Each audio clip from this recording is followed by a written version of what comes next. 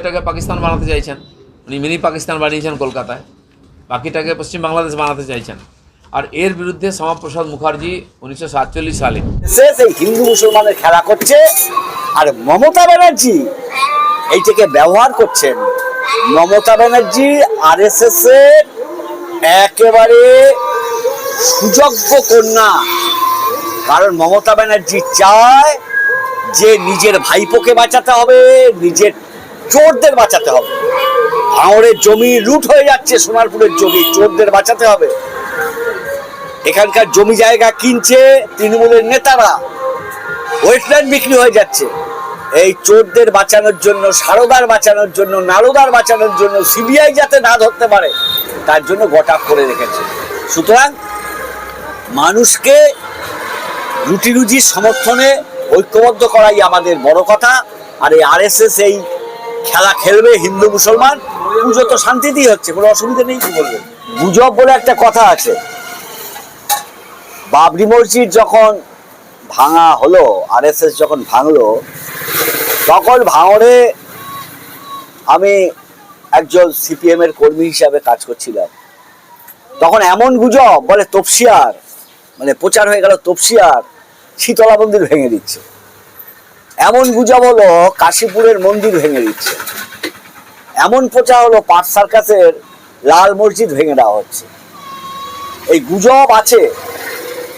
এখন আরএসএস এর একটা সংগঠিত প্রচার আছে যে মুসলমান বেড়ে যাচ্ছে, হিন্দু কমে যাচ্ছে, আগামী দিনে মুসলমান দেশ দখল করে নেবে। কিন্তু সেন্সাস রিপোর্ট সে কথা বলে না। ভারতবর্ষে স্বাধীনতার পর ভারতবর্ষে 81% হিন্দু ছিল, সেটা এখন 79%। মুসলমান 14% ছিল, সেটা 14.সামথিং হয়েছে। আর এমন কিছু প্রচার হয় যে একটা মুসলমান 4টে করে বিয়ে করে।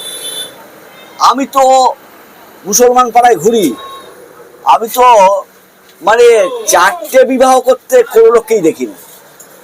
আবার হিন্দু পাড়ায়ও আছে, এক একটা লোক 2টো বিয়ে করেছে, 3টে বিয়ে করেছে, সবই কম কম। আমি যেখানে বাস করি 2টো বিয়ে করা লোক আছে হিন্দু এলাকায়, আবার মুসলমান এলাকায় কিছু 2টো বিয়ে করা লোক আছে। কিন্তু এইটা এমন ভাবে একটা প্রচার হয় যে একটা বিদ্বেষ একটা সম্প্রদায়ের প্রতি। এই তো পুজো এখানে সবাই হচ্ছে, ভাঙড় তো 70% মুসলিম, ভাঙড়ে তো এবারে পুজোর সংখ্যা বেড়ে গেছে, ভাঙড়ে পুজোর সংখ্যা নাকি 18-20টা বেড়ে গেছে।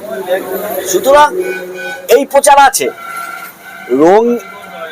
রঙিনা, হ্যাঁ, রঙিনা নাকি ছেড়ে গেছে। আমি সেই অটোয় যাচ্ছিলাম, রোহিঙ্গা রোহিঙ্গা, আমি অটোয় যাচ্ছিলাম গড়িয়ায়, অটোওয়ালা বললো যে সব জায়গায় রোহিঙ্গা ছেড়ে গেছে। এবার রোহিঙ্গা দেখতে কেমন, বলে ওদের ভাষা পাওয়া যায় না, ওরা একটু নিয়ে যাবে, বলে ওরা সবসময় থাকে না। আরে রোহিঙ্গা মোট হলো 1 কোটি, বাংলাদেশে রয়েছে, এমনকি বার্মায়ও কিছু লোক রয়েছে। তো পশ্চিমবাংলায় প্রচার হচ্ছে আরএসএস এর থেকে 1 কোটি রোহিঙ্গা নাকি পশ্চিমবাংলায় ভরে গেছে। এগুলো প্রচার, অপপ্রচার। কারণ বিদ্বেষটা ছড়িয়ে দাও। কারণ আরএসএস এর তাদের হলো মতাদর্শ হলো যে হিন্দুত্ববাদী রাষ্ট্র কায়েম করা, হিন্দু ধর্মের সঙ্গে তার কোনো যোগাযোগ সম্পর্ক নেই। হিন্দু ধর্মের বেদ যদি পড়া হয়, হিন্দু ধর্মের গীতা যদি পড়া হয়, তাহলে সেখানে অন্য ধর্মকে চিহ্নিত করে আঘাত করো, এ কথা কোথাও লেখা নেই।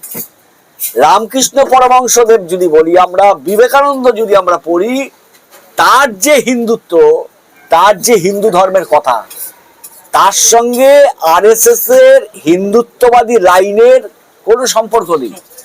হিন্দুত্ববাদী লাইনটা হলো 100 বছরের, আর হিন্দু ধর্ম হলো 5000-6000 বছরের। সুতরাং 100 বছর আগে আরএসএস তারা এটা রাজনৈতিক, এটা তো রাজনৈতিক প্রজেকশন হলো হিন্দুত্ববাদী। তার মানে হলো লুটপাট চালাও আর মানুষকে ধর্মের ভিত্তিতে বিভাজন করো, এই নীতি হলো হিন্দুত্ববাদী। সুতরাং এই প্রচার একদম বাজে প্রচার। আজকের সবচেয়ে বেশি সমস্যা হলো, যেহেতু হিন্দু বেশি আমাদের দেশে 80%, তাহলে বেকার বেশি হবে হিন্দুদের মধ্যে, কর্মসংস্থান হিন্দুদের মধ্যে বেশি হবে কম, মূল্যবৃদ্ধির এফেক্টটা হিন্দুরাই বেশি ভোগ করবে, তারা তো বেশি। মুসলমান যদি 14 ভাগ হয়, হিন্দু যদি 80 ভাগ হয়, তাহলে সমস্যাটা বেশি লোক তো এফেক্টেড হচ্ছে হিন্দু, কারণ সংখ্যায় তারা বেশি।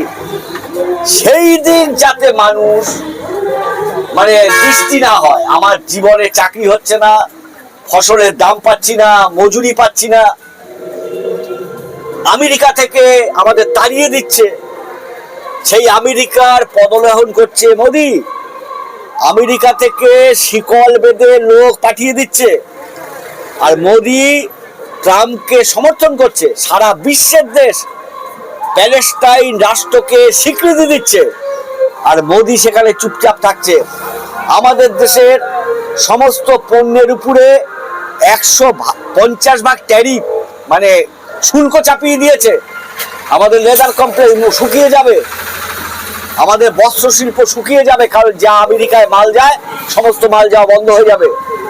এই নীতির জন্য আজকের ভারতবর্ষে লক্ষ লক্ষ যুবক ছেলের কর্মসংস্থান চলে যাবে আমেরিকার নীতির জন্য। আর সেই আমেরিকার বিরুদ্ধে চীন কথা বলতে পারছে, আমেরিকার নীতির বিরুদ্ধে ইউরোপের দেশ কথা বলতে পারছে, কিন্তু মোদি কথা বলতে পারছে না। সুতরাং মানুষ যাতে একটা না হতে পারে, তার জন্য আরএসএস বিধায়ক শওকত মোল্লা বলছে তোয়া সিদ্দিকীর খাতা আছে, আবার তোয়া সিদ্দিকী সাহেব বলছেন ওরও খাতা আছে, ভাঙড়ের ঘরে ঘরে ওর খাতা আছে। তা আমি এই প্রসঙ্গে যাচ্ছি না, এই ব্যক্তি কুৎসার ব্যাপারে আমি কিছু বলতে চাই না, শুধু একটা বলতে চাই, তৃণমূলের খাতা ভাঙড়ের ঘরে ঘরে, ক্যানিং স্টের ঘরে ঘরে আছে, আমাদের এই এলাকার লোকের ঘরে ঘরে আছে।